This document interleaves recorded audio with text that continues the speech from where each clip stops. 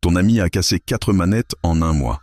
On est tous là, à squatter le salon, prêts pour une partie épique de Fortnite.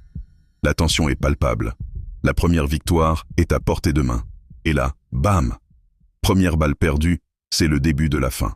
La colère monte, et il commence à crier. Personne ne comprend comment il peut se mettre dans cet état. On se marre tous, mais lui, il s'emballe encore plus. Il ne réalise pas que son personnage vient de mourir à cause d'un trou dans la carte. Son frustration est telle qu'il menace de balancer sa manette à travers la pièce. Chaque élimination d'adversaire devient un affront personnel. Ce n'est plus un jeu pour lui, mais en regardant de plus près, on découvre quelque chose d'inattendu. Son niveau de stress grimpe en flèche. Sous cette rage, il y a en réalité une peur de l'échec. On se rend compte qu'il n'est pas juste fâché contre Fortnite. C'est une bataille contre ses propres démons.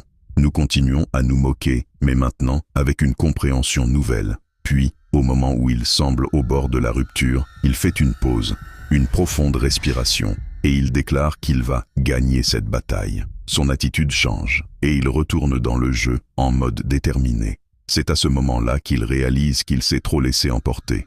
Son sourire réapparaît, et il pleure de rire en se rendant compte qu'il a craqué pour un jeu. Derrière sa rage, il y a un compétiteur acharné qui veut juste s'amuser.